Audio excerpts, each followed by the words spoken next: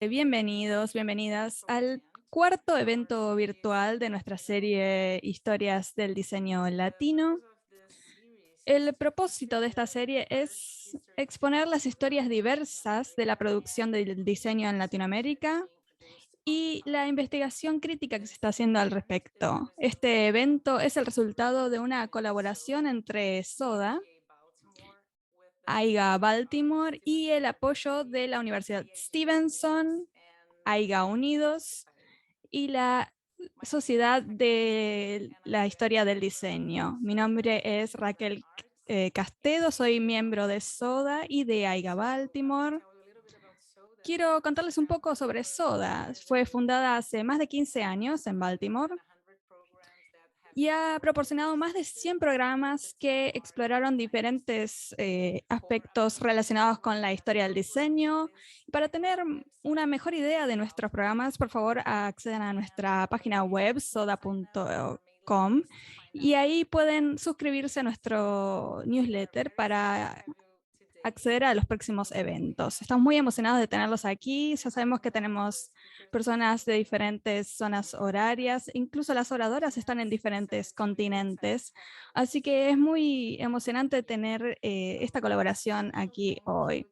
Un agradecimiento especial a los voluntarios y voluntarias involucrados en este evento, porque no hubiéramos podido producirlo sin su ayuda.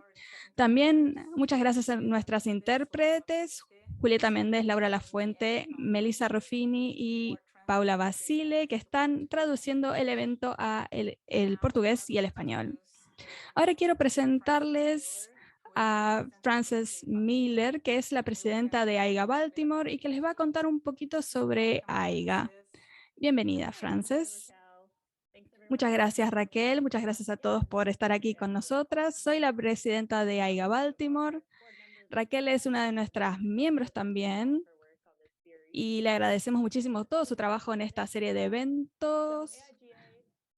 Bueno, para contarles lo que es AIGA Baltimore, es una organización sin fines de lucro y nuestro objetivo es proporcionar una fuerza cultural vital. Estamos aquí en Baltimore, Maryland. Somos uno de las 75 sedes que llevan adelante líderes voluntarios en todo Estados Unidos. Estoy segura de que no están todos en Maryland o ni siquiera en Estados Unidos, así que pueden acceder a más información y sobre todo los eventos virtuales que tenemos en aiga.org.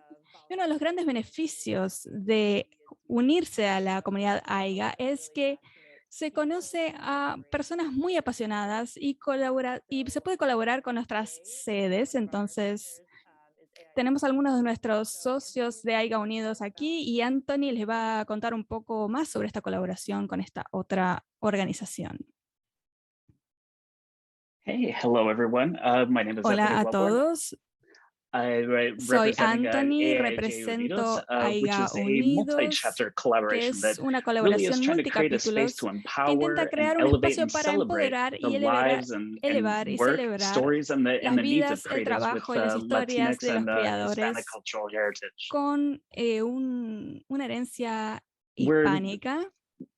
we are beyond grateful to have Raquel Estamos have us be muy to partner agradecidos with this que Raquel event, nos haya pedido and I'd love to pass it back to asociarnos her con ellos and so para we can dive trabajar into en this este evento y magnificent para content she's poder prepared for us.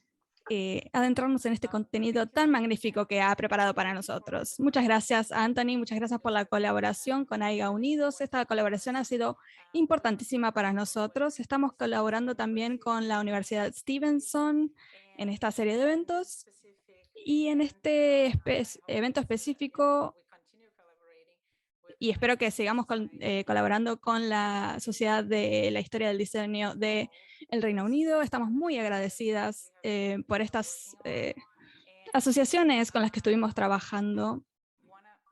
Y quiero darles la bienvenida a nuestras oradoras, pero antes de hacer eso, quiero decirles que este evento va a durar 1 hora y media. Tenemos un poco más del tiempo que tenemos usualmente.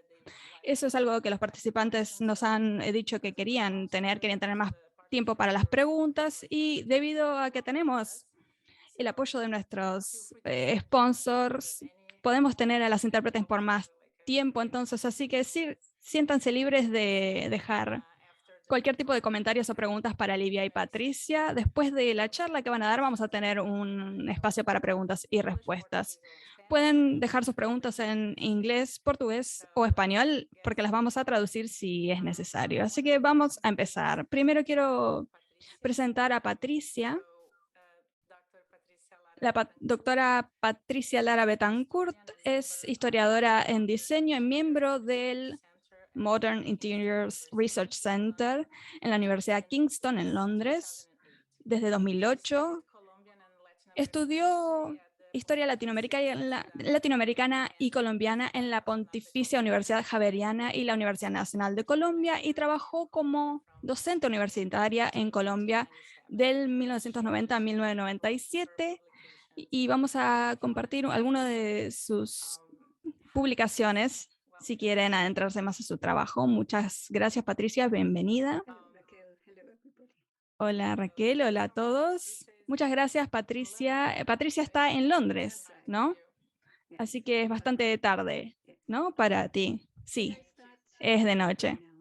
¿Debería empezar a compartir mi pantalla ya? Sí, y luego voy a presentar a Livia en cuanto hayas terminado con tu presentación. Bueno, hola a todos, muchas gracias por estar aquí. Muchas gracias a Raquel por habernos invitado a formar parte de las charlas de AIGA. Estamos encantadas de tener la oportunidad de hablar sobre nuestro número especial con respecto a la América Latina y el Caribe, pero primero queríamos agradecer la contribución de todos los colegas implicados en esta publicación, incluida Grace Liz Maffei, que nos animó y nos orientó cuando queríamos presentar la propuesta a la revista, el consejo editorial con la profesora Penny Spark, que es la presidenta, la editora jefe, Fiona Fisher y Priscila Farias, y los diferentes revisores anónimos que nos han apoyado como ha sido un esfuerzo en equipo.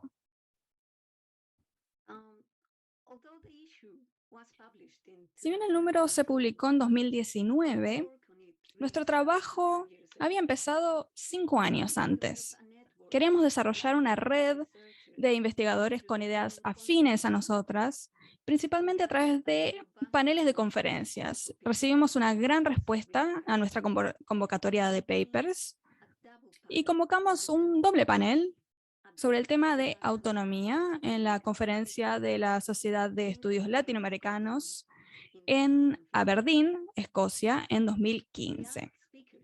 Le pedimos a los ponentes que fueran más allá del modelo de centro-periferia y de la idea de que América Latina era una región autónoma solamente definida en términos de desarrollo industrial. Y seguimos con un panel en la conferencia de la Sociedad de Historia del Diseño en San Francisco en septiembre de 2015 y perseveramos con el tema de esta temática. El título era La utopía de la autonomía. Desde una perspectiva transnacional, nuestras ponencias exploraron los diferentes discursos del siglo XX sobre el diseño y el desarrollo regional. También en ese momento, entre 2014 y 2016, notamos un claro aumento en la cantidad de exposiciones sobre arquitectura, diseño, arte y artesanía en América Latina, tanto en el Reino Unido como en Estados Unidos. Por ejemplo, aquí en esta diapositiva ven las exposiciones que se llevaron a cabo en Nueva York. América Latina en construcción, moderno, el diseño para vivir en Brasil, México y Venezuela, en la American Society. Otra que se denominó Nuevos Territorios, que era sobre una temática más contemporánea. En cuanto a la actualidad de este número y a las publicaciones, queremos señalar que en los últimos 10 años han surgido interesantísimas investigaciones históricas sobre el diseño en América Latina y el Caribe. Como ven aquí en la diapositiva, hay una iniciativa clave que ha sido el libro Historia del Diseño en América Latina y el Caribe, coeditado por Silvia Fernández y Guy Bonsiepe. Hasta donde sabemos, este es el esfuerzo, el primer esfuerzo integral que aborda toda la región, desde una perspectiva tanto nacional como latinoamericana. Es también muy alentador ver que en las últimas 3 décadas, con el aumento de los programas de posgrado en diseño y los centros de investigación en la región, ha habido un número creciente de esfuerzos de difusión, no solo a través de las publicaciones, sino también a través de las conferencias, las bienales y las exposiciones. La revista de Historia del Diseño hace una década está comprometida en la globalización de la disciplina y tiene mucho interés en una región que no había sido protagonista en las ediciones anteriores. Lo que nosotras queríamos era crear una mayor conciencia y contribuir a la comprensión de la historia del diseño en América Latina. Entonces, en consonancia con la misión de la revista, nuestros objetivos claves eran los siguientes: contribuir a globalizar los discursos históricos del diseño que integran la región de América Latina, abordar una brecha en la historiografía de la historia del diseño en América Latina, que hasta ahora había estado centrada en las historias del diseño nacional. Y en relación con eso, fomentar los debates y las comparaciones transnacionales para equilibrar un enfoque basado en la nación con un énfasis en los intercambios globales. También seguir desafiando la dicotomía centro-periferia, subvirtiendo la perspectiva eurocéntrica y occidentalista, que ve que el centro es la fuente de innovación y la periferia, que es un lugar de imitación pasiva. Y junto con todo lo anterior, quisimos cuestionar el pensamiento colonialista y su historiografía, que ha favorecido la teoría de la modernización para interpretar las experiencias y la cultura material de América Latina. Por último, examinar la agencia, la influencia latinoamericana dentro de los procesos de apropiación, adaptación e hibridación. En la introducción del número especial, hicimos una revisión historiográfica basada en un grupo representativo de revistas y artículos publicados en inglés, español y portugués. Identificamos tendencias, temas, fuentes y metodologías.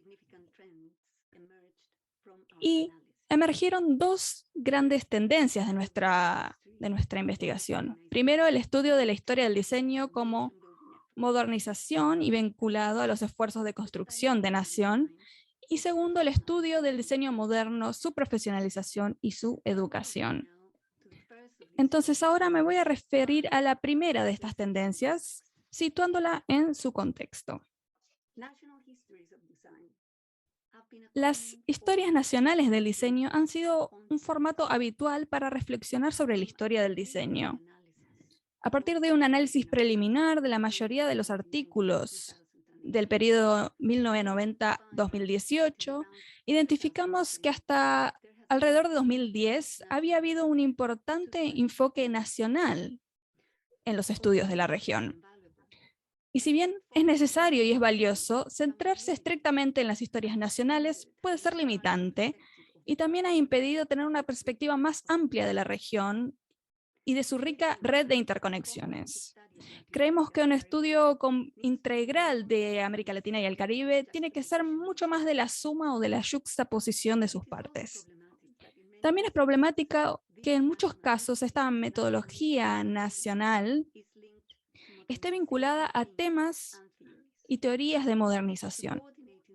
La subordinación de la producción de conocimiento sobre diseño en la región a los esfuerzos de modernización ha dado lugar a que prevalezca la idea de que el diseño es un producto de las sociedades modernas e industriales. Además, el vínculo entre la modernidad y la construcción de la nación es problemático, porque al ser político e ideológico, es estrecho y no identifica ni entiende la compleja historia y la realidad de la región. Según García Canclini, deberíamos ver a la cultura latinoamericana como el resultado de las tradiciones indígenas, europeas y africanas que interactúan con las fuerzas políticas, socioeconómicas y mediáticas modernas. también deberíamos verla menos como un resultado del impulso del desarrollo y la modernización. América Latina se ha comprometido plenamente con el modernismo cultural, pero al mismo tiempo nunca ha logrado una completa modernización socioeconómica, lo que supone un fuerte contraste con Europa y con América del Norte. Entonces, en resumen, apoyamos diferentes perspectivas a las que se han considerado en la región y considerado la región como una región subalterna a los ideales occidentales. Nos centramos, en cambio, en los intercambios globales como alternativa al pensamiento colonialista. Esta publicación pone en primer plano la noción de intercambios como principio rector de un estudio sobre la cultura material y el diseño en la región y desde la región. Los intercambios se definen como circulación, encuentros de bienes, ideas, prácticas culturales y personas o pueblos. Los intercambios se refieren a un proceso recíproco que implica transferencia, transmisión e importación, pero también apropiación, adopción, adaptación e hibridación. Creemos que la noción de intercambio permite obtener una imagen mucho más completa de cómo se crean, recrean y transforman la cultura y el diseño en un proceso continuo de dar y recibir, que afecta a todas las partes involucradas. Para terminar mi parte de la presentación, me gustaría hacer una breve mención de los artículos que se incluyen en este número especial y también destacar su principal contribución en cuanto a poner en primer plano la influencia y los intercambios latinoamericanos. Verónica de Valle analiza el papel fundamental que el artista, diseñador y teórico Tomás Maldonado desempeñó en el surgimiento de la teoría del diseño en América Latina y el Caribe, y su contribución como director de la escuela alemana Hochschule für Gestaltung, HFG, en Ulm en la década de 1950. El artículo examina a Maldonado como figura destacada del grupo de vanguardia argentino Arte Concreto e Invención en la década de 1940 y examina su fructífera relación con la red con Max Bill y su labor como profesor y director del HFG. El argumento se centra en la revista Nueva Visión, dirigida por Maldonado, y también en la editorial Nueva Visión, fundada en 1954. Adriana Macida da un ejemplo revelador del intercambio de diseño en la planificación urbana y de vivienda en Buenos Aires. Su artículo examina el programa de viviendas Parque Almirante Brown, PAB, en el contexto de debates internacionales sobre asentamientos informales. Su análisis muestra cómo este programa de viviendas reunió elementos de diferentes tradiciones de diseño y planificación, locales e internacionales, incluyendo los del CIAM, el Congreso Internacional de Arquitectura Moderna. Macida enmarca el programa PAB como uno de apropiación creativa, entendido como la adopción selectiva de preceptos modernistas por parte de las autoridades locales que utilizaron el modernismo para presentarse como el epítome de la modernidad. Erika Moravsky analiza cómo lo local y lo global se pueden articular más allá de las interpretaciones simplistas de la influencia unidireccional. Ella analiza el diseño y el rediseño del icónico club nocturno cubano Tropicana por el arquitecto Max Borges en la década del 50. La contribución clave de Moravsky en términos de agencia e intercambios complejos es su conceptualización de la cubanidad cosmopolita, entre comillas, una identidad cubana moldeada por una visión cosmopolita de sí misma dentro del mundo en general. Curiosamente, esta autora propone la lectura como modelo y metodología para entender construcciones y culturas similares en otros países de América Latina y del Caribe.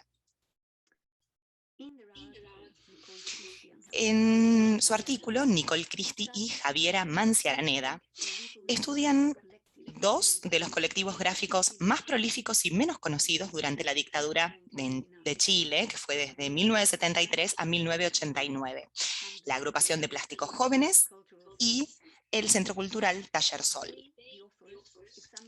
Los autores examinan la producción de los carteles políticos y, en particular, los aspectos técnicos y relacionados con estos dos colectivos que lograron evitar el régimen dictatorial de Pinochet.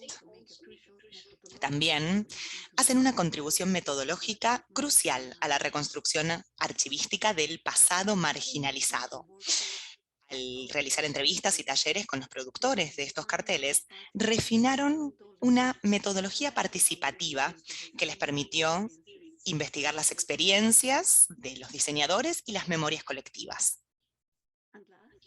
Y finalmente, Tania Messel, que examina los archivos del Consejo Internacional de Sociedades del Diseño Industrial, la CIADI, para dar una reconstrucción detallada de sus políticas de desarrollo y estructura centralizada. Su debate se centra en el Congreso celebrado en la Ciudad de México en 1979 para revelar cómo un grupo de diseñadores latinoamericanos desafió las políticas de desarrollo del CIADI y pasó a crear ALADI, que es la Organización de Diseño Latinoamericana formada para fomentar la independencia económica y la cultura local. La fundación de ALADI subvirtió la comprensión de la asistencia del CIADI, según la cual el conocimiento del diseño que se originó en las naciones industrializadas debía transferirse a una industria latinoamericana local en expansión. Les agradezco a todos por haberme escuchado. Y ahora le paso la palabra a Livia, que va a continuar debatiendo los objetivos intelectuales y metodológicos de esta edición especial y su vida futura, incluyendo el impacto de este número o edición especial en los conocimientos actuales. Y déjenme que dejo de compartir la pantalla. Muchas gracias, Patricia, muchísimas gracias. Voy a presentar a Livia entonces y luego le damos la palabra para que pueda comenzar su parte de la presentación. Livia Resengi es historiadora que trabaja en la Universidad de New South Wales, en Australia. Es cofundadora de Open Art Collective, colectivo para el diseño. Es editora del Journal of Design History y revisora del Journal of Modern Drafts. También vamos a compartir aquí en el chat parte de sus publicaciones. Voy a compartir la presentación su presentación desde mi pantalla, así que déjenme probar si funciona bien. Muchas gracias, Raquel. Hola a todos. Espero que me puedan escuchar bien, si no avísenme. Es un placer. Muchísimas gracias por haberme invitado. Entonces, me gustaría agradecerle a Patricia por haber analizado todo este proyecto y la red de investigación que presentó, que como pueden ver por su presentación, es un proyecto mucho más complejo que simplemente la publicación de esta edición especial. Voy a continuar la charla de Patricia con una reflexión sobre lo que podríamos llamar el más allá del proyecto, es decir, lo que ha ocurrido después, desde ese momento. No es desde el momento en el que se publicó hasta ahora, que si bien han pasado 2 años, pasó mucho, especialmente en las regiones que vamos a mencionar. Y me gustaría reflexionar también sobre el impacto que algunas de estas ideas propuestas por la publicación han tenido, cuál es el impacto que han tenido en el campo y más allá. Desde su publicación a comienzos de 2019, los latinoamericanos han vivido algunos de los cambios políticos más significativos desde al menos mediados del siglo XX. Eventos como, por ejemplo, el derrocamiento de la presidenta electa de Brasil, Dilma Rousseff, en el 2016, han sido impulsados por un aumento sin precedentes del neoconservadurismo en la región. Estos no solo son eventos políticos o partidistas, sino que dan como resultado un aumento del racismo, violencia de género, genocidio indígena y, después de COVID, la muerte de millones de latinoamericanos debido a la desinformación, al negacionismo y al anticientificismo impulsado por las redes sociales. Este nuevo contexto social nos plantea una cuestión urgente. ¿Qué ideas, métodos u objetivos emitidos o planteados por esta edición especial sobre América Latina siguen siendo relevantes para los diseñadores, historiadores del diseño y aquellas personas interesadas en la cultura latinoamericana en general? Voy a comenzar a abordar esta pregunta haciendo una propuesta provocadora de la publicación. Dice, el pasado de América Latina es mucho más largo y mucho más complejo que su historia. El pasado y la historia a veces pueden usarse de manera indiferente, pero de hecho son fenómenos muy diferentes. Nosotros, como lectores de la historia, reconocemos esta diferencia cuando encontramos en archivos o en colecciones evidencias de vidas pasadas o de prácticas de cultura material que no se han investigado o sobre los que no se ha escrito. Creo que muchos de los que están presentes hoy, historiadores, seguramente lo han visto esto. Han visto evidencia perdida del pasado. En otras palabras, esta propuesta que vemos aquí en pantalla se hace más clara cuando encontramos pistas del pasado que no informan el presente, o que sí, pero que todavía no se descubrieron.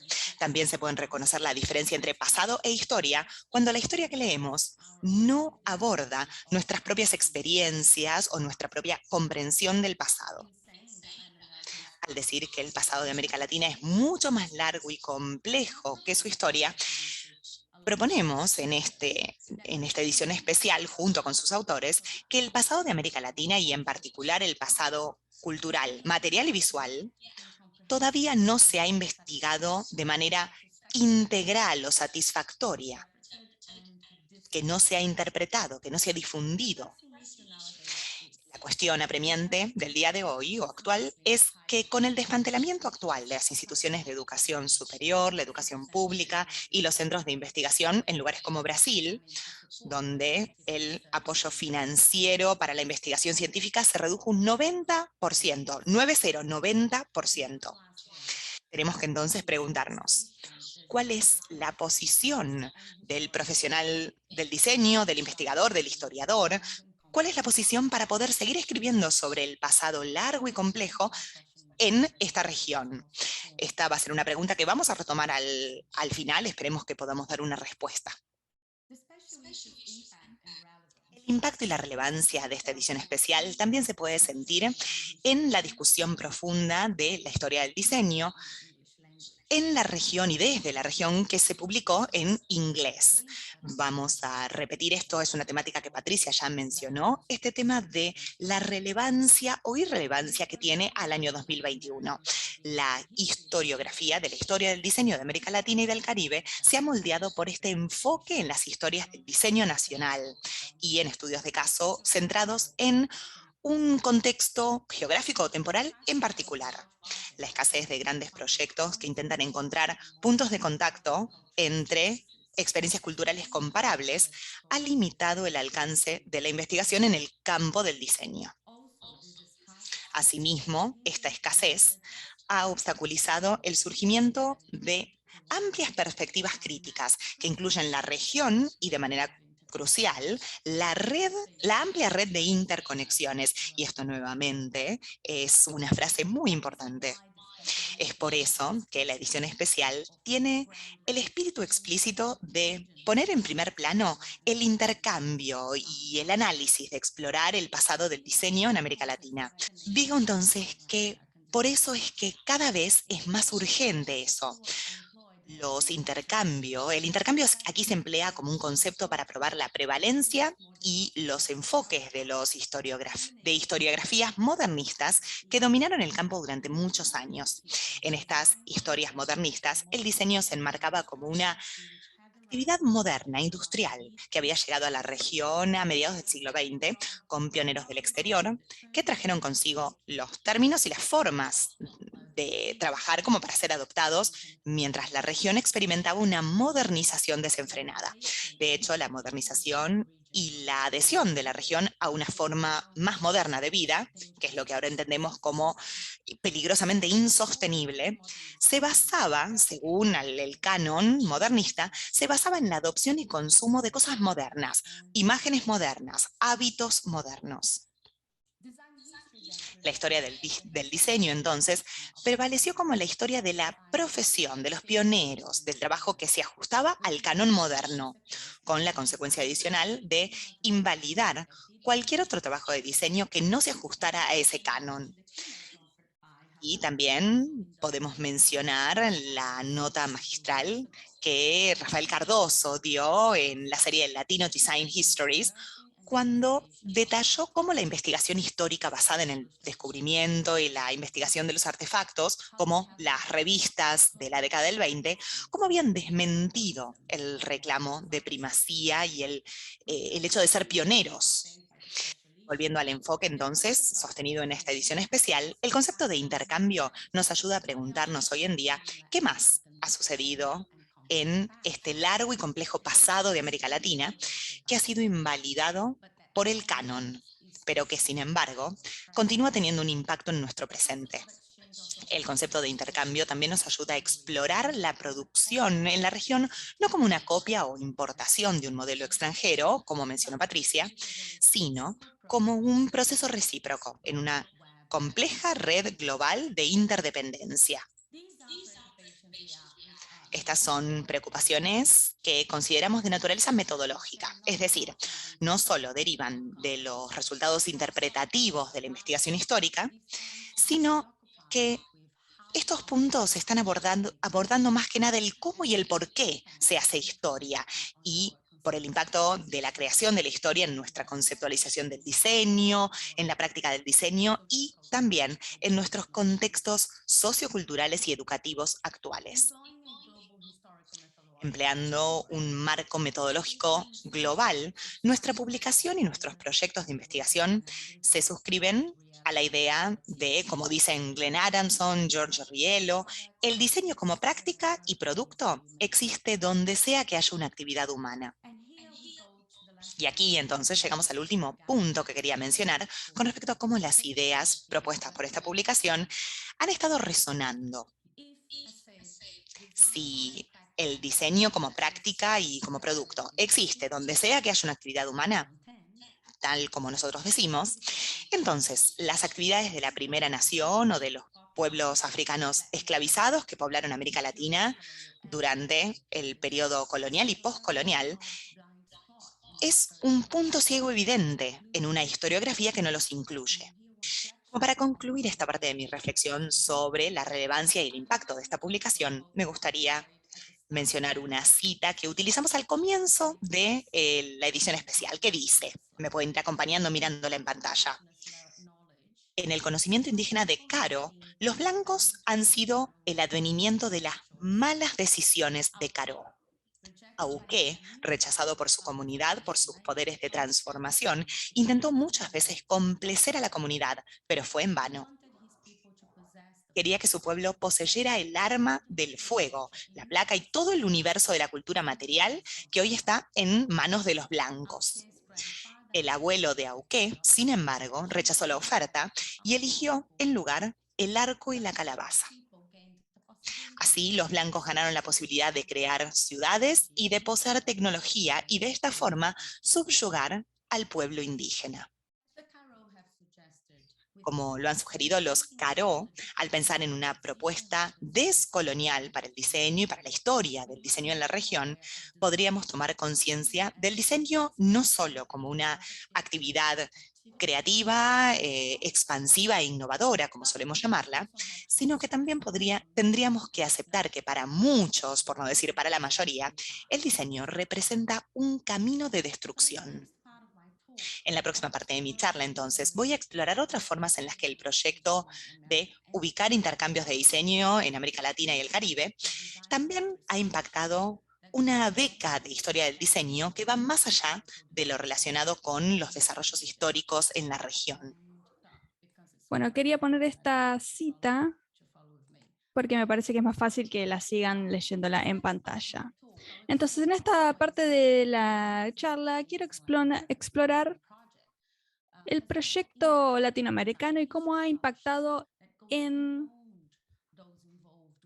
cosas que van más allá de los desarrollos históricos del diseño. Y un buen ejemplo tiene que ver con la publicación Material Displacements, el último número especial del Journal de Historia del Diseño, editado por Sarah Lichtman y Gilly Traganow en la Parsons School en Nueva York. Creo que hay descarga gratuita de este material, así que chequen el sitio web para obtener esta nueva publicación. Al enmarcar su propio proyecto, los autores se refieren a una contribución en América Latina que hace a la disciplina en general. Y en sus palabras, el número especial, localizar los intercambios de diseño en América Latina y el Caribe, denuncia el actual encuadre del diseño latinoamericano y caribeño como producto de influencias unidireccionales recibidas de los llamados centros de producción y entendidas como versiones de segunda clase de un ideal europeo o estadounidense. Los editores siguen la idea de Walter Mignolo de que la modernidad occidental es una ficción, una visión del mundo y una forma de vida perteneciente a un determinado grupo de personas, pero naturalizada y normalizada como realidad. Y buscan experiencias, temporalidades y especialidades distintas de las impuestas por los colonialistas y sus descendientes desde el siglo XVI. Los editores también hacen hincapié en el imperativo de reconocer la esclavitud de los pueblos indígenas y la diáspora forzada de las poblaciones africanas esclavizadas en la región. Y se unen a los pensadores fronterizos para denunciar las actitudes opresivas en la práctica y en el discurso del diseño, esforzándose por una producción académica de diseño que haga avanzar la pluriversalidad donde sea posible la coexistencia de diferentes mundos. Entonces, en resumen, el estudio de la historia del diseño en la América Latina no tiene por qué provincializar la región, digamos, ni seguir siendo relevante solo para los que trabajan cerca de esta geografía. Un énfasis metodológico en los intercambios y la influencia del diseño van a servir para los proyectos actuales interesados en desentrañar los mecanismos de colonialidad, colonialización y modernización. Y para concluir y abrir un espacio para una conversación, también debería decir que intercambio hoy. Bueno, voy a terminar con propuestas hacia dónde se dirigen los estudios de esta área. La historia del diseño en América Latina está floreciente y está muy sana en los últimos 20 años o más.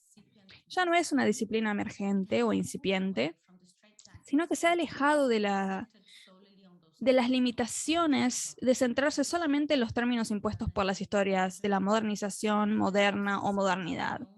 Y también se ha expandido mucho más allá de las áreas tan trilladas como la de la historia del diseño gráfico o las historias de la educación del diseño. Entonces, ¿hacia dónde se dirige metodológicamente y temáticamente esta temática? Una oportunidad metodológica clave que tenemos es la conservación de archivos y realización de historias orales con profesionales y colaboradores del campo del diseño que pueden no haber registrado sus experiencias vividas y su producción en documentación escrita. También hay que realizar un trabajo de archivo crítico en donde hay casos de censura, de silenciamiento de acontecimientos históricos o negligencia que amenazan la redacción de la historia. En este sentido, podemos volver a hacer un guiño a la fantástica ponencia en este ciclo de charlas de Nicole Christie y de Javier Amanzi, titulada Resistencia política y diseño en Chile, en la que hablaron de sus retos y del compromiso con la escritura de la historia de los carteles políticos clandestinos durante la dictadura militar chilena.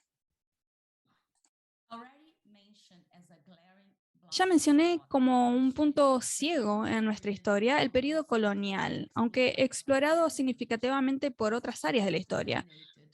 pero sigue siendo menos difundido y explorado dentro del diseño. El conocimiento y la cultura indígenas, las culturas de las diásporas negras y las historias de la artesanía popular también apuntan a la necesidad de replantear las jerarquías sociales, étnicas y culturales establecidas a partir de enfoques historiográficos anteriores. El énfasis historiográfico anterior en la modernización y la construcción de la nación ha eludido las investigaciones sobre la censura, el exilio, la democracia y la ciudadanía en el contexto de las dictaduras militares del siglo XX.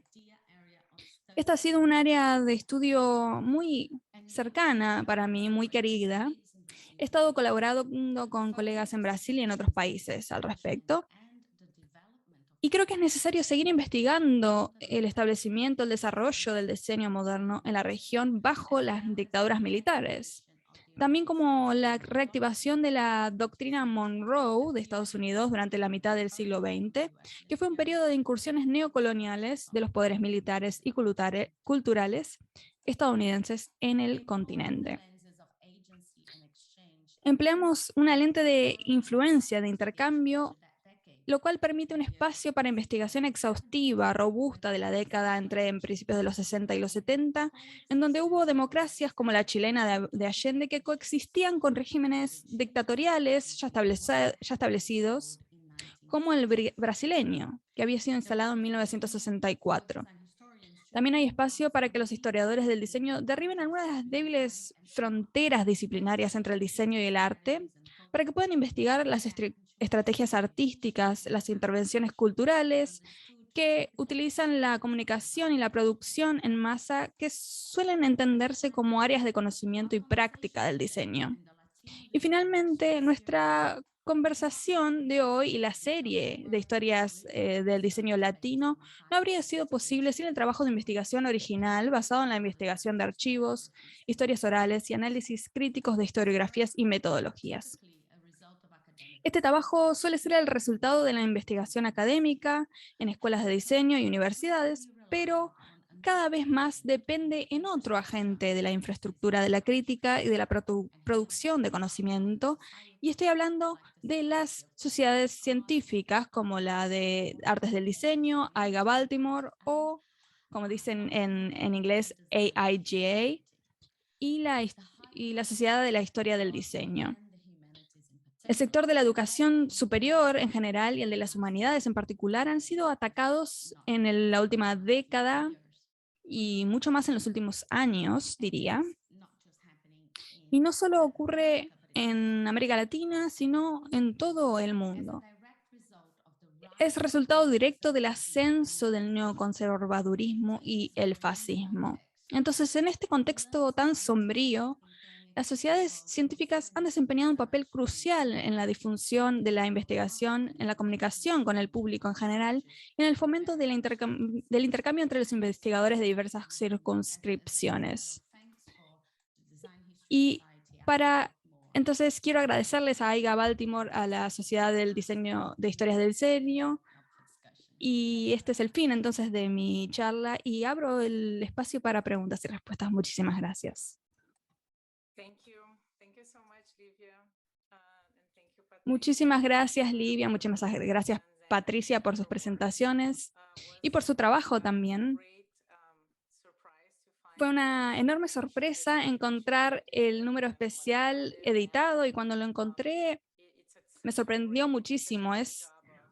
Hicieron un trabajo excelente en hacer esta presentación al número que están compartiendo con nosotros y nosotras, y me interesa muchísimo saber más de esto y querría conversar con ustedes sobre los intercambios de diseño que ustedes trajeron aquí a la mesa. Patricia comenzó a explicar cómo ocurrió esta colaboración y con la red, pero me gustaría que dieran un poco más de detalles sobre esta idea de intercambios de diseño, si es un concepto que han estado usando por mucho tiempo o cómo o en dónde, o en qué otras áreas lo han estado utilizando, porque me parece que es especialmente importante en Estados Unidos, el tema de la investigación del diseño aquí también. Así que me gustaría que hagan algún comentario al respecto de eso, si pueden.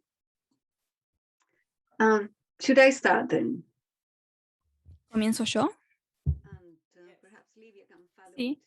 Tal vez Livia entonces puede continuar mi línea de pensamiento. Me parece que comenzó como un concepto, una noción muy simple, intercambio. Y a mí me encanta precisamente por eso, porque es simple. Entendemos lo que significa y al mismo tiempo me parece muy poderoso, porque puede subvertir la forma de pensar de las personas y puede cuestionar realmente una forma de pensamiento colonialista.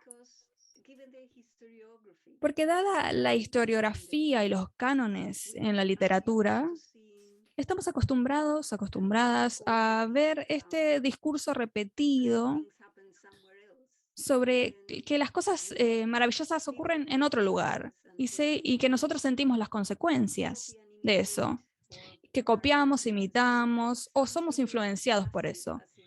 Y siempre tenemos una posición muy pasiva, como si la historia sucediera en otra parte y nosotros no fuéramos justamente parte, sino fuéramos espectadores. Eso es algo que permea todo y es una forma negativa de leer la historia. Entonces, al introducir la noción de intercambio, inmediatamente llegamos a un enfoque mucho más balanceado, porque hay un dar y un recibir. Por ejemplo, hablamos del occidente. En muchísimos artículos, lecturas, yo me pregunto, ¿estamos incluyendo a Latinoamérica como parte de Occidente? Porque no somos Occidente. ¿Y por qué no lo somos? Si ese es el supuesto. Y también con el nombre América, cuando decimos América, las personas entienden que nos estamos refiriendo a Estados Unidos, pero nosotros también estamos aquí, somos parte del continente americano. Entonces, sí tenemos la noción de las Américas, pero me parece que igualmente hay un sentido imperialista en esa palabra, en cómo nombrar los territorios.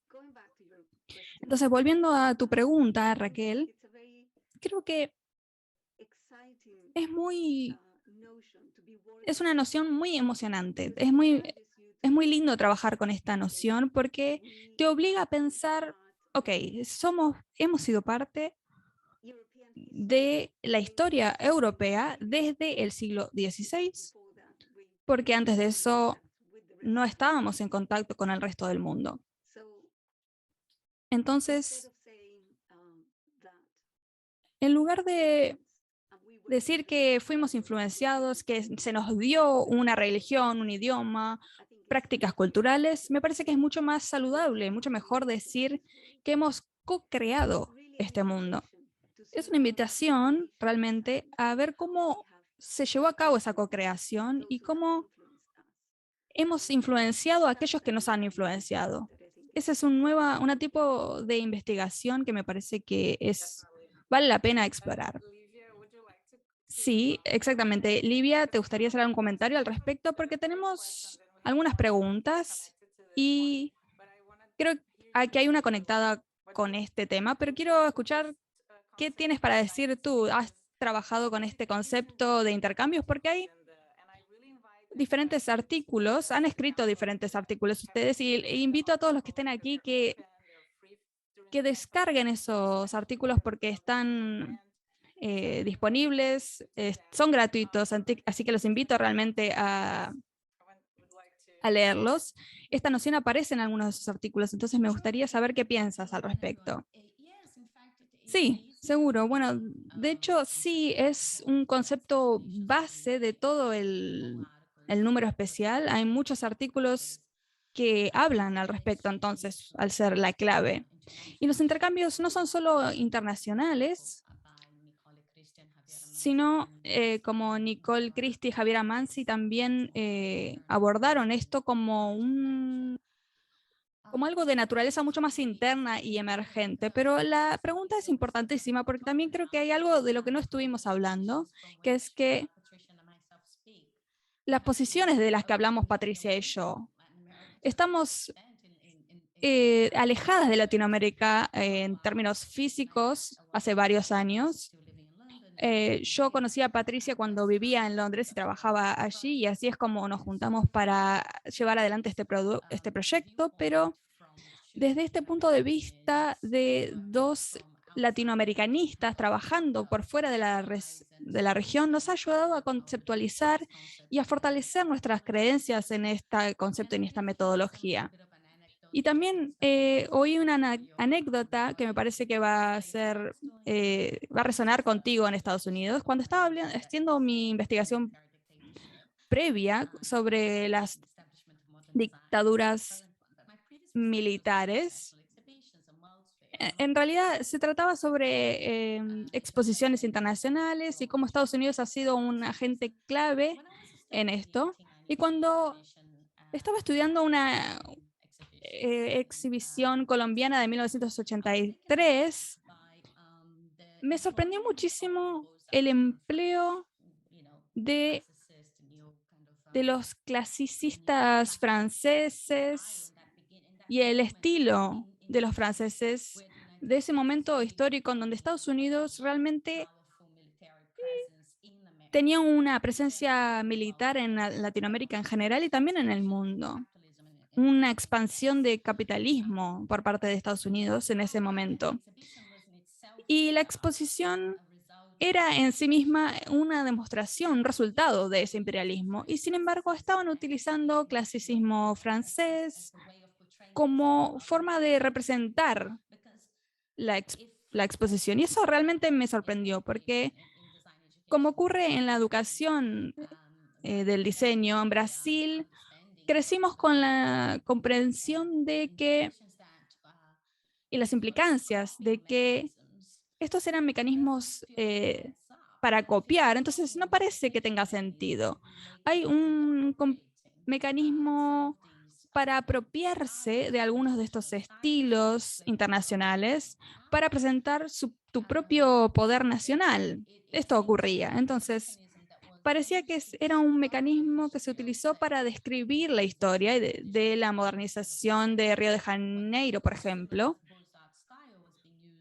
donde ese mismo estilo se utilizaba para otras reformas urbanísticas en Río. Entonces, por un lado teníamos un concepto que se usaba como copia y como importación, y por el otro lado teníamos el mismo mecanismo estilístico y de diseño que se utilizaba de una forma completamente diferente. Entonces eso es lo que me sorprendió y me empecé a dar cuenta de que estos mecanismos o estas explicaciones de las metodologías que utilizamos para explicar algunos intercambios en diseño también reflejan la dinámica de poder de quiénes son los que deciden si es una apropiación, un intercambio, una copia o una presentación de poder. Entonces, así fue como comenzó para mí y ha sido un trabajo de toda mi vida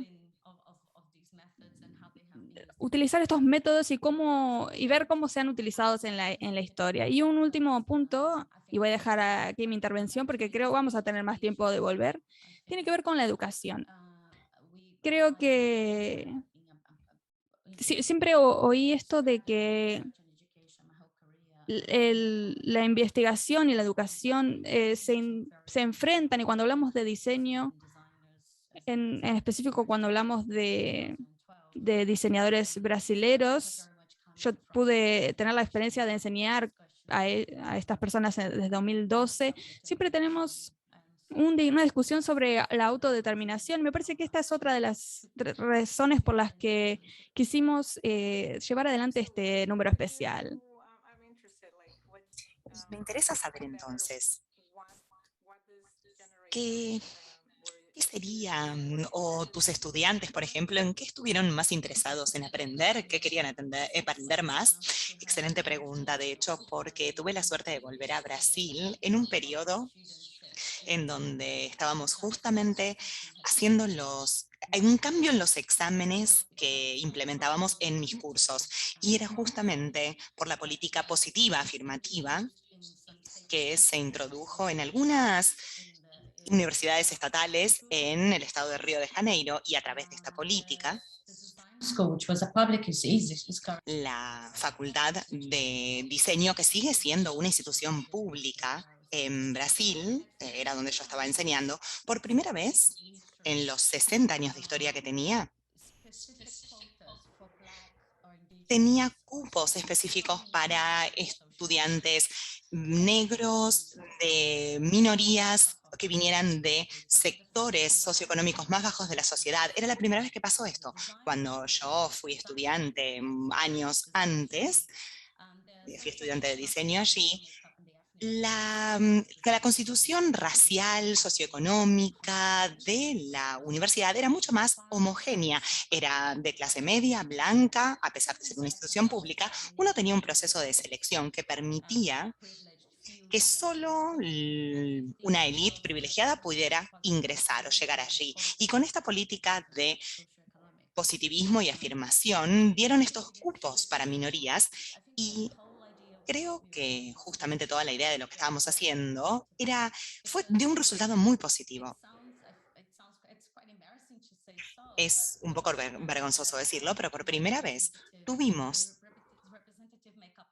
una composición mucho más representativa de Brasil en las salas y en las clases de la universidad. Y estos también, como diseñadores de currículas, nos planteó muchos temas, muchas preguntas. Como personas que seleccionábamos, por ejemplo, ejemplos para dar en las aulas, teníamos que seleccionar los ejemplos que tenían sentido para todo ese grupo, para la historia, para el diseño que queríamos marcar. Y esto ha sido realmente un modelo de abordar la educación del diseño muy radical y muy importante.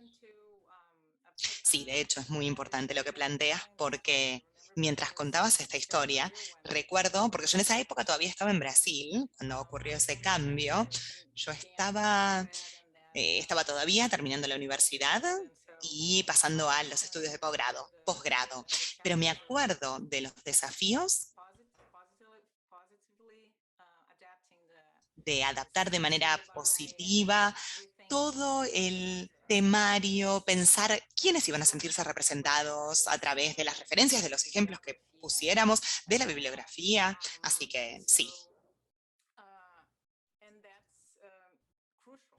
Y es crucial, es algo crucial para poder entender estos intercambios que mencionábamos. Y me preguntaba ahora, Patricia, ¿cómo percibes todo esto?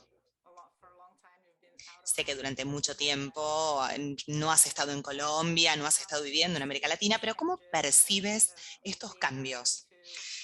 Si ocurrieron en la parte demográfica de las escuelas de diseño o facultades de diseño, es decir, ¿cuál es tu experiencia al respecto? Como no vivo en Colombia, de hecho no tengo una experiencia de primera mano, pero lo que oí es que hay más programas de diseño que surgieron en los últimos 20 años y que más estudiantes están interesados en estudiar diseño, o por lo menos carreras relacionadas con o cursos relacionados con el diseño. Pero pensando acerca de la historia del diseño, quizás me equivoque, pero no creo que en nuestra universidad o universidades en Colombia, creo que no hay ningún lugar en donde uno pueda ir a estudiar historia del diseño como tal. O sea, uno puede registrarse como estudiante en cualquier área del diseño, y hay muchísimas, y son excelentes y son muy fuertes, muy robustas. El diseño gráfico, diseño de indumentaria. Y luego, quizás uno de tus tutores te cuente sobre la historia del diseño. Pero si uno quiere convertirse en un historiador del diseño, no tenemos la infraestructura o la posibilidad de estudiar eso en las universidades de Colombia. Ok, o sea que es un campo nuevo, llamémoslo, o quizás un campo que todavía necesite más inversión o más trabajo. Tenemos algunas preguntas que empezaron a surgir de la audiencia y me gustaría empezar a leérselas. Patricia first. Quisiera pedirles, bueno, a ver, Patricia, puedes comenzar tú. ¿Cómo se navega o cómo se aborda la investigación y las becas de manera multilingüe? Es decir, ¿cómo nos aseguramos de que estos esfuerzos se traduzcan? ¿O siempre crees que inglés va a ser el idioma dominante para todas estas publicaciones? Hoy es una pregunta muy difícil para responder. Quiero simplemente antes, perdón, agradecerle a Camila Afanador Lach, perdón si pronuncié mal tu nombre, gracias por plantear esta pregunta. Sí, excelente pregunta, de hecho. Bueno, esto es algo con lo que vamos a luchar cuando no somos hablantes nativos de inglés. Creo que, bueno, a ver, hay un lado negativo en cuanto a si no hablamos inglés o si no conocemos inglés, siempre vamos a tener un mayor esfuerzo porque generalmente es el idioma principal de las publicaciones. Pero habiendo dicho esto, creo que hay una ventaja en tener un idioma universal, porque en realidad es la forma en la que se dan las cosas.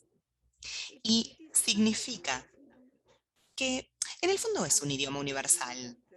Alguien dijo en broma que el idioma más hablado del mundo es un mal inglés, o un inglés hablado a medias. Pero es un idioma que nos permite a todos comunicarnos. Entonces creo que en lo que nos tenemos que concentrar es, por ejemplo, lo que Livia y yo hicimos con esta edición especial y con el Journal de Historia del Diseño. Dedicarle tiempo y esfuerzo para que las personas que no sean nativas de habla inglesa, ayudarlas a hacer la publicación en el journal, porque no es fácil, implica mucho trabajo y tenemos diferentes maneras de pensar y de escribir cuando escribimos en portugués o en español. Es una forma diferente de comunicarse. Y tenemos que traducirlo no solamente a otro idioma, sino dentro de las convenciones académicas de ese idioma, que de hecho no son las mismas en el Reino Unido y en Estados Unidos. Hay diferencias culturales entre ellos también. O sea que esto es algo que personalmente yo sufrí en carne propia. Lo sufrí porque tuve que trabajar muchísimo, pero no se puede esperar que todas las personas que vayan a contribuir en una de estas publicaciones sean nativo o nativa de habla inglesa. Personalmente, ¿cómo lo abordo? Bueno, creo que yo tuve la suerte de aprenderlo en la escuela, de aprender inglés en la escuela cuando era chica, y luego años después me vine a vivir aquí, entonces ya ayuda muchísimo.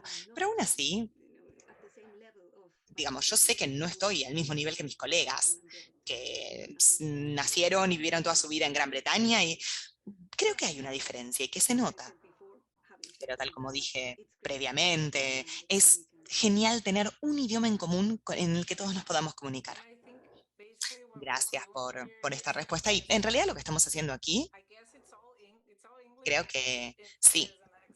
De hecho, incluso si hablamos todos en inglés, hay acentos diferentes o hay... Sí, sí. Aún con errores sigue siendo inglés.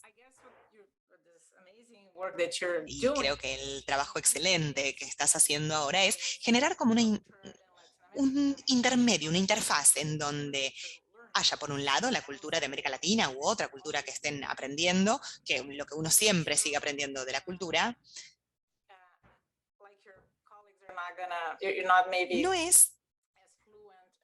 no es como si uno... Está bien, tú decías que tu inglés no era tan excelente como el de tus colegas, pero hay otra gran parte de experiencia que ayuda a que toda la comunidad entienda y que se puedan realizar los intercambios que mencionabas. Así que sí, es un trabajo muy importante, ser como la interfaz, el vínculo entre los no angloparlantes y la audiencia. Así que, Raquel, perdón, sí, adelante, Livia. ¿Puedo hacer un comentario más? Porque me gustaría agradecerte por la iniciativa de tener intérpretes aquí. Ha sido un punto esencial para mí, para mi charla de hoy. y para mis redes de Brasil y en América Latina, poder hacer la presentación del día de hoy y luego la grabación, digamos, como algo que sea mucho más accesible para todos después. Así que desde ya muchísimas gracias por el respaldo, porque creo que justamente desde el comienzo la idea ha sido la multiplicidad de idiomas y ha sido la idea de ser inclusivos.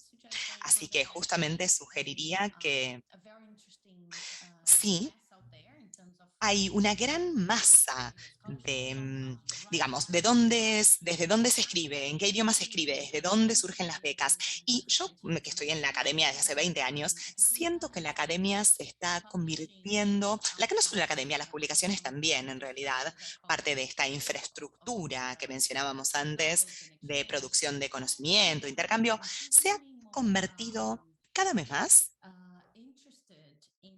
o se ha interesado cada vez más en lo que mencionamos aquí, culturas y convenciones académicas. Y me interesa mucho, por ejemplo, aquí veo que hay personas de Cuba, de El Salvador, de Perú. Me gustaría que dejen de lado este miedo que surge siempre de antemano de las convenciones lingüísticas académicas o las formas en las que uno tiene que acercarse a las investigaciones, a las publicaciones, porque hay un gran apetito a nivel global, y ahora hablo también desde mí misma, desde mi experiencia, y entiendo que puede ser diferente en otras áreas, pero hay un gran apetito de los intercambios. Entonces esto se aplica también a la cuestión de que todos tenemos que compartir nuestras posiciones en vez de adoptar la posición de otro. Y muchas veces esto se empieza a notar cada vez más, el uso de la terminología, por ejemplo, la diseminación del material en diferentes idiomas. La tecnología ayuda muchísimo para por lo menos ayudar, en este caso, tener guiones, poder traducirlos, tener interpretación. Y creo que hay una gran posibilidad entonces para para tener más incidencia en este proceso. Es genial escuchar esto porque específicamente dentro del área del diseño, hay muchos que no están tan relacionados con la parte académica y no saben qué pasa con lo idiomático, qué pasa si uno no está acostumbrado o acostumbrada a escribir y publicar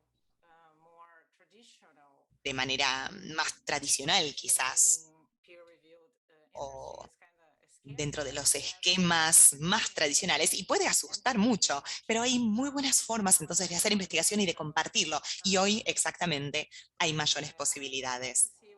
Me hubiera encantado, me encantaría ver cómo cambian las cosas también de aquí a futuro, y justamente generar mayor incidencia para estos cambios. Tenemos otra pregunta que me gustaría compartir con ustedes, y vuelve a mencionar esta experiencia de lo modernista en América Latina en general, y la pregunta es de Richard Stanley, que pregunta si hay una razón en común por la cual Guy Boncieppe, Tomás Maldonado y María Viara, o Viera, no estoy segura, no tengo la referencia exacta, no sé si es Viara o Viera. Pero ¿por qué todos fueron a la misma universidad en Alemania, en Ulm? ¿Fue una conexión personal con Max Bill? Y también desde Brasil surge la misma pregunta. Les quiero simplemente dar la palabra, os invitar a hacer comentarios si quieren hacer algún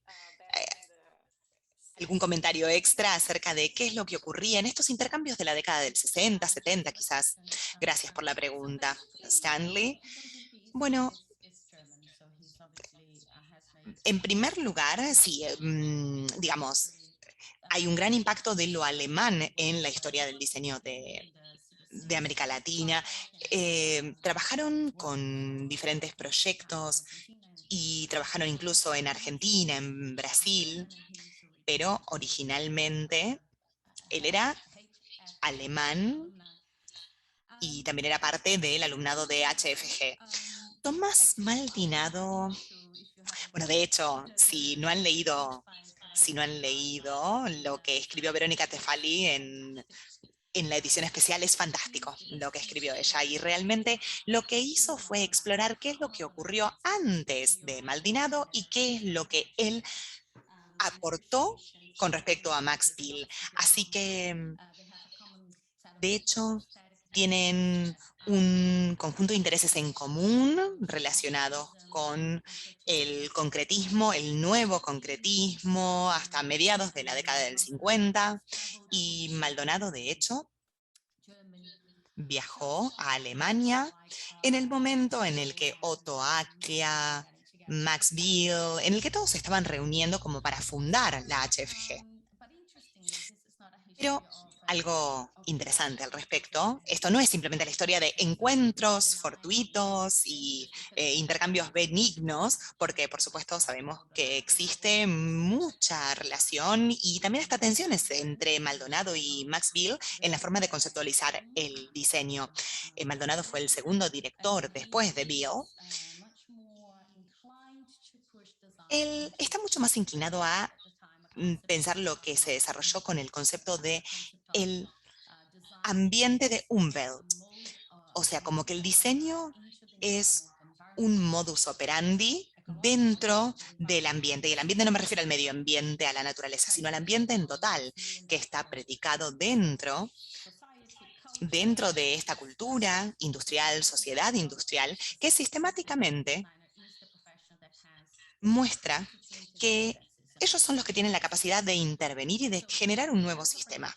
Entonces, ambos, sí, tanto Maldonado como Max Bill, hay comprensiones y entendimientos, conceptos que son diferentes. Esto pasaba durante la década de 1950, cuando Maldonado asumió la dirección de la HFG.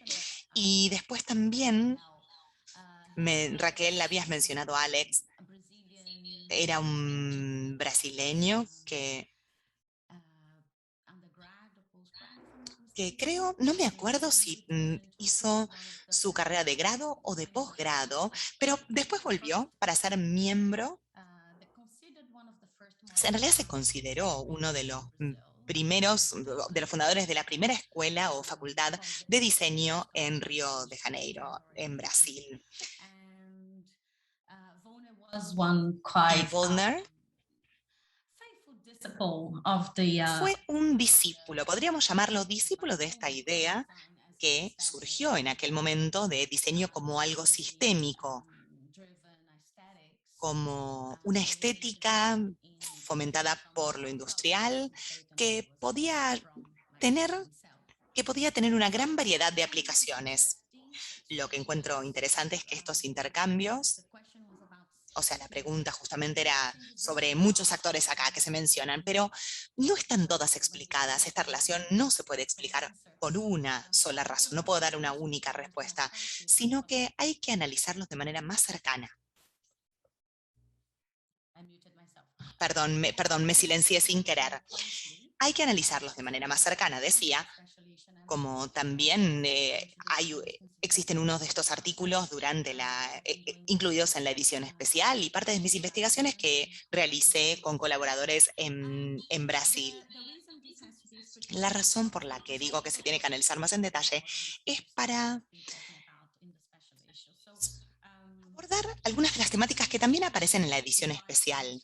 Es fácil escribir sobre la historia del diseño desde la biografía de personas que viajaron, que conquistaron cosas y desafíos enormes, pero es más interesante desde mi punto de vista, o incluso es como analizar la historia desde muchos puntos de vista, empezar a verlos desde otras perspectivas, como por ejemplo los estudiantes de diseño que implementaron sus estudios en América Latina junto con la participación de otros de los colegas como Bolsipi, como incluso Maldonado, que también durante una época estuvo enseñando y aprendiendo al mismo tiempo. Es una gran pregunta, espero haber respondido un poquito, pero desde ya se necesita más investigación al respecto.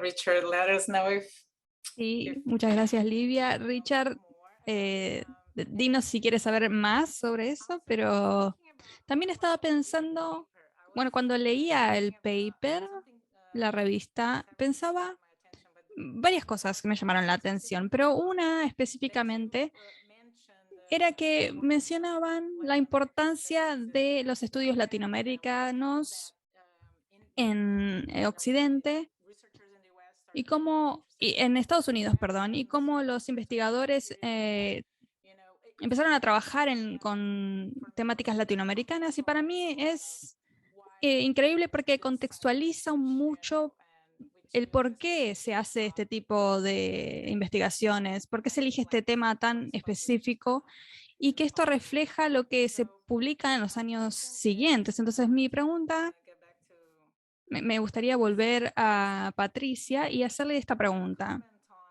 ¿Podrías comentar algo con respecto a los comienzos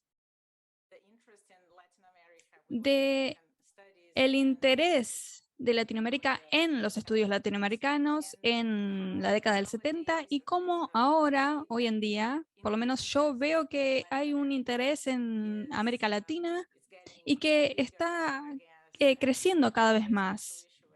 Y con este número especial me parece que se refleja esta situación. Entonces, ¿cómo era esto en los 70s y cómo es actualmente? Si tienen algún tipo de perspectiva al respecto. Sí, es muy interesante. Es una pregunta interesante con respecto a los estudios latinoamericanos, realmente. Me parece que la respuesta corta sería que en el periodo posguerra, durante la Guerra Fría, había un interés evidente en la región. Debido a esta división del mundo entero, y América Latina tenía que alinearse con Occidente, evidentemente. Entonces había mucho interés, mucha inversión, no solo económicamente, sino intelectualmente también, en darle apoyo a la causa del desarrollo. Entonces, si se nos pensaba como área subdesarrollada y participábamos de conexiones con lo desarrollado, íbamos a participar de un nuevo sistema económico en el mundo. Y es por eso que había tantos centros para estudios latinoamericanos en el mundo y todavía existen y han hecho un trabajo fantástico realmente. Y cuando cayó el muro de Berlín, por razones obvias, por supuesto, también cayó el interés en la América Latina porque ya la región no se consideraba relevante en términos estratégicos. Y eso coincidió con el recorte del financiamiento y tuvo un impacto en las becas y en la cantidad de personas que investigaban, etc. Pero ahora, por supuesto, es terrible que esto haya estado sucediendo con todo lo que contaba Livia. No hay representación, hay un modelo de neoliberalismo que está en crisis y tal vez esto tenga algo que ver, o el hecho de que Latinoamérica siga siendo una de las regiones en el mundo en la que hay enormes recursos naturales que se necesitan, y una vez más, como digo, bueno, esta es mi opinión, tal vez haya otras razones, o tal vez como latinoamericanos estamos cada vez con más confianza, tenemos más confianza y nos promocionamos a nosotros mismos, digamos. Es una pregunta, me parece, que puede ser dirigida a cualquiera, pero en mi visión, para mí, bueno, hubo un interés, después cayó el interés y ahora está resurgiendo de nuevo. Seguramente la razón detrás de todo esto tiene que ver con ideologías, políticas, economía, con todo. Livia, ¿estás de acuerdo o querrías hacer algún comentario al respecto? Siempre está bueno observar en la infraestructura, en términos del financiamiento para la investigación y qué áreas se financian. Mencionamos un poco de esto en nuestro número especial con informes diferentes sobre por qué y cómo se financian este tipo de investigaciones. Y para mí, lo que yo estaba intentando hacer en mi presentación era traer estas conversaciones a la hora en América Latina y en todo el mundo, no solo con respecto al auge del neoconservadurismo y del fascismo, sino también con el desfinanciamiento de los centros de investigación, la crisis de la humanidad en todo el mundo y de las facultades de humanidades también, y todas las diferentes problemáticas de empleo en el ámbito académico. En un punto, y no quiero hacer futurología, predecir el futuro, pero en cierto punto la escasez de recursos en universidades, no estoy tan familiarizada con lo que pasa en Estados Unidos, me parece que es diferente porque hay diferentes regímenes que tienen las universidades estadounidenses que han podido aprovechar, pero específicamente en donde la educación ha sido más popular en el Reino Unido e incluso en Australia, ha habido una escasez de recursos y lo veo porque mi beca ha sido siempre internacional. Yo siempre estuve dando vueltas por el mundo por mi carrera profesional, pero hoy en día poder trabajar en los temas en los que trabajo en términos de mi investigación en la historia de diseño de Latinoamérica es algo que tengo que hacer como algo extra. Poder hablar de todas estas metodologías, todo lo que hablamos hoy, es algo extra separado de mi vida central porque ha habido desfinanciamiento en estas áreas, específicamente en el diseño. Específicamente en el diseño en humanidades y particularmente, y muy importante es esto, en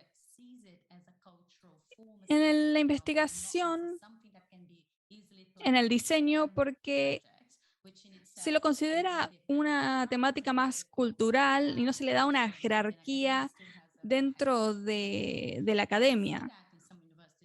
Vemos esto en algunas universidades de Brasil y puedo hablar de esto por la experiencia que tuve yo misma. Hay departamentos en donde se intentó utilizar el diseño y llevarlo a centros tecnológicos, darle un marco de esta idea de innovación, industria, etcétera, porque también se trata de eso. Y esta es una de las cosas más hermosas de esta actividad que estamos estudiando, porque hay una intersección entre economía, entre estética, expresiones culturales, decisiones políticas y tecnología e innovación también. Pero este énfasis en el diseño como materia cultural ha tenido este resultado de falta de investigación. Entonces, en un punto me parece que toda esta cultura latinoamericana tan interesante, tal vez esté disminuyendo, pero eso no significa que el conocimiento, la producción de conocimiento esté disminuyendo. Y vuelvo a lo que dije con respecto a nuestra capacidad de producir conocimiento y compartirla en eventos como el de hoy, porque esto es algo cada vez más presente, más urgente debido a este contexto más amplio de la producción del conocimiento internacional. Muchas gracias, Livia. Bueno, tenemos una pregunta más y creo que esta es la última pregunta. Y desafortunadamente tenemos que cerrar la charla, pero bueno, la pregunta que queda es la de Roberto Muntoreanu. Roberto Muntoreanu. Y pregunta sobre cómo el diseño se transformó en algo homogéneo e influenciado por Internet y por las redes sociales. ¿Cómo ven? Entonces él dice, ¿cómo ven el diseño en general y en Latinoamérica a partir de su investigación? ¿Cómo ven la globalización, Internet y las redes sociales han estado haciendo que todo luzca bastante similar? No es una pregunta fácil, sencilla, pero ¿qué piensan a partir de su investigación? ¿Qué pudieron ver al respecto? Creo que el problema de tener una cultura homogénea es real, y no solo por el Internet, sino porque estuvimos yendo en esa dirección por mucho tiempo, durante mucho tiempo, debido a la globalización. Pero sé que la globalización está acelerada, pero que ha estado sucediendo, al menos en las Américas, desde el siglo XVI. Vivimos en un mundo globalizado, estamos interconectados, tenemos influencia de otras culturas todo el tiempo, y todas las regiones del mundo han podido mantener sus diferencias culturales, y eso me parece que es buenísimo para la riqueza de culturas. Lo que dice Roberto es muy correcto. Internet ha generado que tengamos una cultura homogénea con todo, con Pinterest y con todo esto. Pero creo que todavía que uno no puede dar por sentado nunca que vamos a sentir un impacto, una influencia en la misma forma, todos exactamente de la misma forma. Eso es lo que me parece a mí. Me parece que siempre va a haber un impacto diferenciado, pero eso no quiere decir que en muchos aspectos tenemos una cultura homogénea, pero no solamente por Internet, por muchas razones. Gracias. Esa pregunta, bueno, ¿cuánto tiempo tenemos? ¿Tenemos otras 3 horas, Raquel? Porque no, en realidad no tenemos 3 horas. Bueno, entonces voy a tratar de hablar sobre estas áreas que se están abriendo para la investigación en la historia de diseño latinoamericano. Lo digital es una de las áreas claves, una de las claves en términos de uso, de expansión, es las redes sociales, y sabemos que se transmite muchísima información en estos canales.